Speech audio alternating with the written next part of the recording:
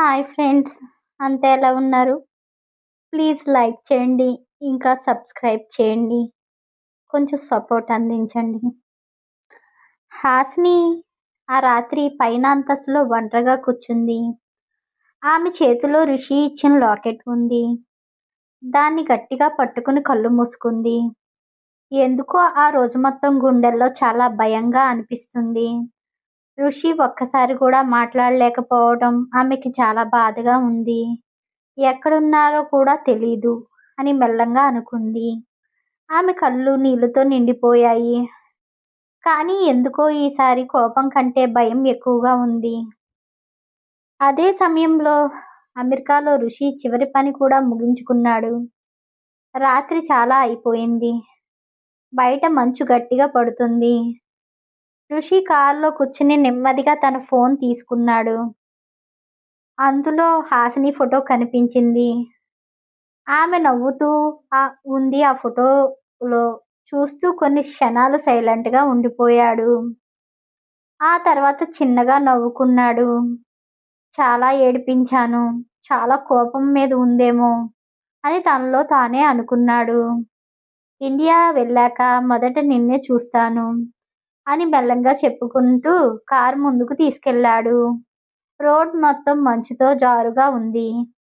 కానీ ఋషి మైండ్లో మాత్రం హాసిని మాత్రమే ఉంది. ఆమెకు కోపం ఎక్కువ. ఆమె కన్నీళ్లు పెట్టుకుంటుంది. జలస్ కూడా ఫీల్ అవుతుంది. అవన్నీ గుర్తొచ్చినప్పుడు అతని ఫేస్ మీద ఒక చిరునవ్వు వచ్చింది. ఈసారి ఎంత టీచ్ చేసినా ఏడవనివ్వను అని తనలో తానే అనుకున్నాడు. అతనికి ఇంకా తెలీదు, కొన్ని నిమిషంలో అంతా మారిపోబోతుంది. కొంతసేపటి తర్వాత వెనక నుంచి ఒక బ్లాక్ కలర్ కారు అతని కార్ని ఫాలో చేయడం మొదలుపెట్టింది. మొదట ఋషి దాన్ని పెద్దగా పట్టించుకోలేదు. కానీ ఆ తర్వాత కారు డేంజరస్గా తన దగ్గరికి రావటం మొదలయ్యింది. ఋషి వెంటనే మిర్రర్లో చూశాడు. అతని కనుబొమ్మలు గట్టిగా ముడిచాయి. వెంటనే స్పీడ్ పెంచాడు. కానీ ఆ కారు కూడా అలాగే స్పీడ్గా వెనకాల వస్తుంది. ఆ రాత్రి నిశ్శబ్దం. ఎంటీ రోడ్ మీద ఇప్పుడు ఆ 2 కార్స్ మాత్రమే ఉన్నాయి. అప్పుడే ఒకసారి ఆ బ్లాక్ కలర్ కార్ ఋషి కార్ని సైడ్ నుంచి బలంగా ఢీకొట్టింది. ఋషి వెంటనే స్టీరింగ్ కంట్రోల్ చేయడానికి ప్రయత్నించాడు. కానీ రోడ్ మొత్తం మంచుతో జారుతుంది. కారు ఒక్కసారిగా తిరిగి డివైడర్కు బలంగా తగిలింది. భారీ శబ్దం, గ్లాస్ మొత్తం పగిలిపోయింది. ఋషి నుదుటి నుంచి రక్తం కారడం మొదలయ్యింది. అతని చేతిలో ఉన్న ఫోన్లో కింద పడిపోయింది. కానీ ఆ స్క్రీన్ మీద ఇంకా హాసిని ఫోటో కనిపిస్తుంది. చివరిసారి ఆమెను చూసి ఋషి బ్రీతింగ్ స్లోగా మారుతుంది. కళ్ళ ముందు అంతా బ్లర్గా కనిపిస్తుంది. బయట మంచు ఇంకా గట్టిగా పడుతుంది. కారులో బ్లడ్ స్లోలీ సీటు మీద పడుతుంది. ఋషి కళ్ళు మూసుకుని ముందు ఒకేసారి లాస్ట్ టైం ఫోన్ చూశాడు. ఆ స్క్రీన్ మీద హాసిని నవ్వుతూ ఉంది. అతని పెదవులపై చాలా వీక్గా ఒక మాట వచ్చింది, హాసిని. తర్వాత అతను మెల్లగా కళ్ళు మూసుకుపోయాయి. అమెరికాలోని ఆ ప్రమాదం జరిగిన తర్వాత ఋషి 3 రోజుల పాటు స్పృహలోకి రాలేదు. ఆస్పత్రి మొత్తం ఉద్రిక్తతగా మారిపోయింది. వాల్మీకి కూడా అక్కడికి చేరుకున్నాడు. డాక్టర్ ఒకటే చెప్తున్నారు, ప్రాణానికి ప్రమాదం లేదు, కానీ మెదడుకి గట్టి దెబ్బ తగిలింది. ఆ మాట విన్నాక అందరి ముఖాల్లో భయం స్పష్టంగా కనిపించింది. కానీ ఋషి మాత్రం నిశ్శబ్దంగా మంచం మీద పడున్నాడు. జగన్నాథం వెంటనే అక్కడికి బయలుదేరాడు. హాస్పిటల్ బయట మొత్తం భద్రతతో నిండిపోయింది. వాల్మీకి కూడా అక్కడ టెన్షన్గా నిలబడి ఉన్నాడు. కొన్ని గంటల తర్వాత వైద్యులు బయటికి వచ్చారు. జగన్నాథన్ వెంటనే వాళ్ళ దగ్గరికి వెళ్ళాడు. ఎలా ఉన్నాడా అబ్బాయి అని అడిగాడు. వైద్యులు కొన్ని క్షణాలు నిశ్శబ్దంగా ఉన్నారు. తర్వాత గంభీరంగా అన్నారు. ప్రాణానికి ప్రస్తుతానికి ప్రమాదం లేదు. కానీ తలకి దెబ్బ తగిలింది. అది మెదడులో రక్తం గడ్డకట్టించింది. ఇప్పుడు ఎవ్వరూ అతనిపై ఒత్తిడి తేకూడదు. పాత విషయాలు బలవంతంగా గుర్తు చెయ్యకూడదు. ఆ మాట విన్నాక అక్కడ ఒకసారిగా నిశ్శబ్దం నెలకొంది. జగన్నాథం నెమ్మదిగా వాల్మీకి వైపు తిరిగాడు. అతని ముఖంలో భయం స్పష్టంగా కనిపిస్తుంది. డబ్బు ఎంతైనా ఖర్చు అవ్వనివ్వచ్చు. కానీ ఋషి బతకాలి అన్నాడు గట్టిగా. నా కూతురు వైష్ణవి ఇక్కడే చదువుతుంది. ఋషిని ఆమె చూసుకుంటుంది. వాల్మీకి నిశ్శబ్దంగా తల ఊపాడు.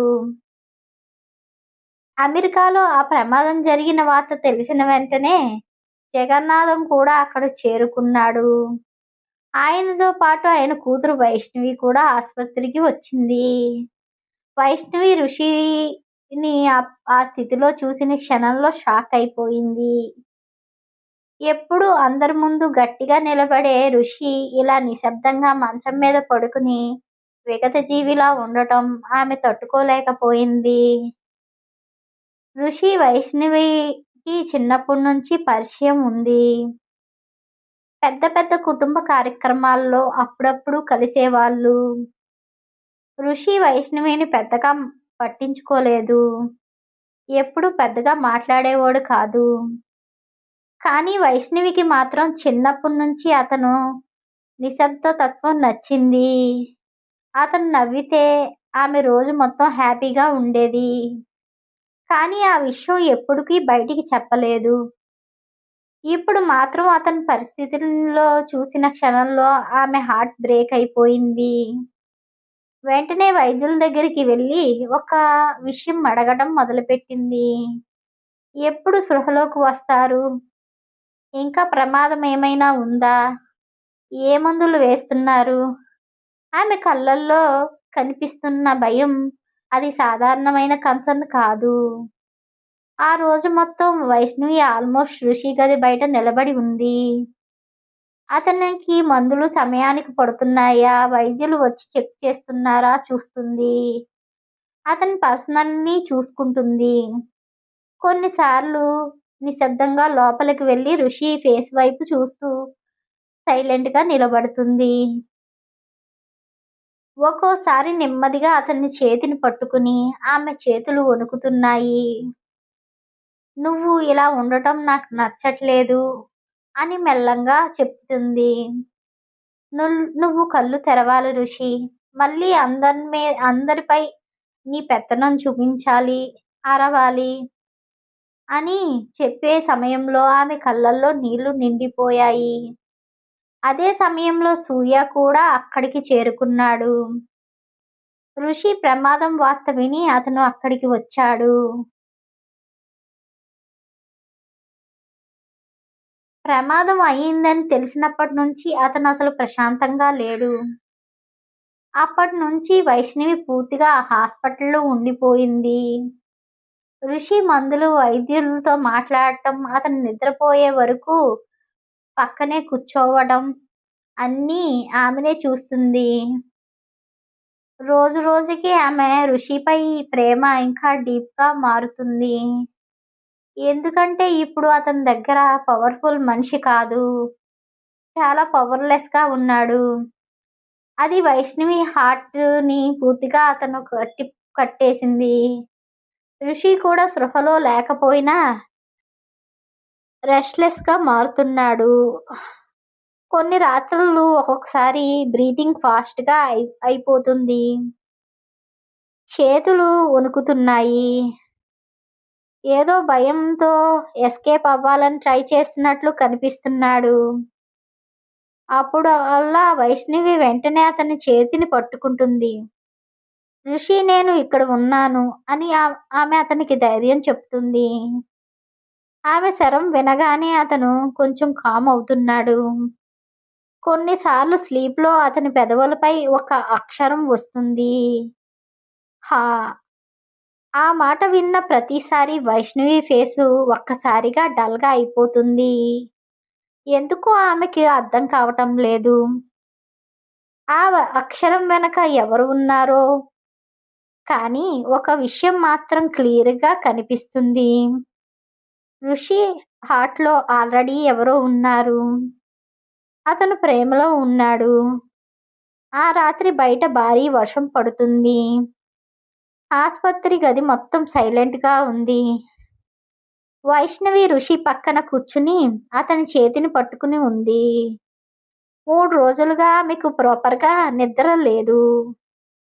కానీ ఆమెకు అక్కడి నుంచి వెళ్ళాలనిపించటం లేదు.